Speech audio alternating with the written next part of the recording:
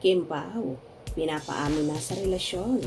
Sa work, 5 million na rin ni Kim Chiu na suot-suot sa special events. I've seen a lot of change, been through a lot of pain. Some things are not the same as they were a year ago, but all will be okay.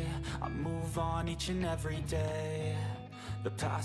Pilit na ngang pinapaamin sa totoong relasyon ang mga kapamilya stars at napapabalitang magkasintahan na sina Kim Chiu at Paolo Avellino. Nang dumalo nga ang Queen of the Dance Floor sa naganap na Seoul International Drama Awards 2024 na naganap sa South Korea, kung saan pinarangalan ang actress bilang Most Outstanding Asian Star sa pagganap bilang si Juliana luwalhati sa serye nilang Linlang with Paolo Avellino.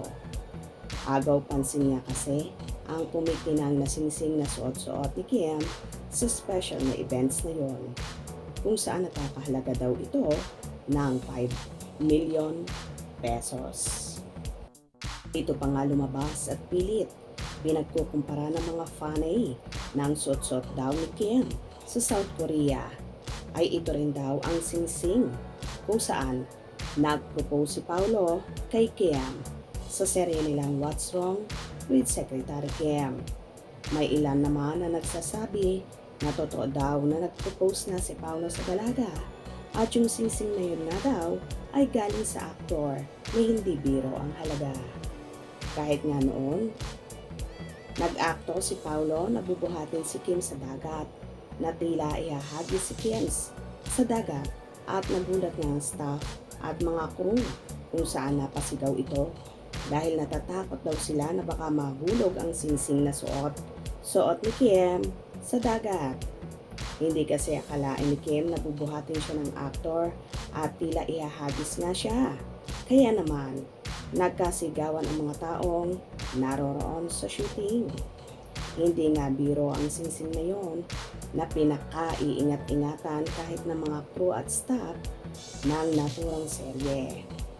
At dahil nga dito, kung kaya pilit pinapaamin ang Kim Pao sa totoong relasyon, na bagkus pang nagpalakas ng haka-haka ng mga netizens, lalong higit ng Kim Pao supporters. Nagsabihin ng talent manager at vlogger na si OG Diaz na baka daw manggugulat na lang ang Kim Pao kung saan natanong pa kunyari niya ni Papa Ogs ang host niyang si Mama Loy na saan naman kaya daw ang kasal. Posible nga bang may nalalaman si Ogie Diaz tungkol sa relasyon at estado ng Kim Pao ngayon? Lalo pag very vocal naman siya na avid fan siya ng mga ito. At matutuwa nga daw siya kung magkakatuluyan ang dalawa. Lalo pat bagay na bagay daw at malakas ang chemistry ng Kim Pao, kung saan wala naman daw ang mga itong inaapakan na tao, kaya pwedeng-pwede na raw umamin sila Kim at Paolo sa kanilang relasyon. O diba, mas lalong tumibay nga ang mga naglalabasan tungkol sa Kim Pao, lalo na't may mga source na nakakaalam talaga. Isa na nga dyan, si OG Diaz. Kaya abang-abang tayo at wag na wag bibitaw para hindi natin ma-miss ang magiging pasabog ng Kim Pao. Hope you enjoyed. Please subscribe for more info.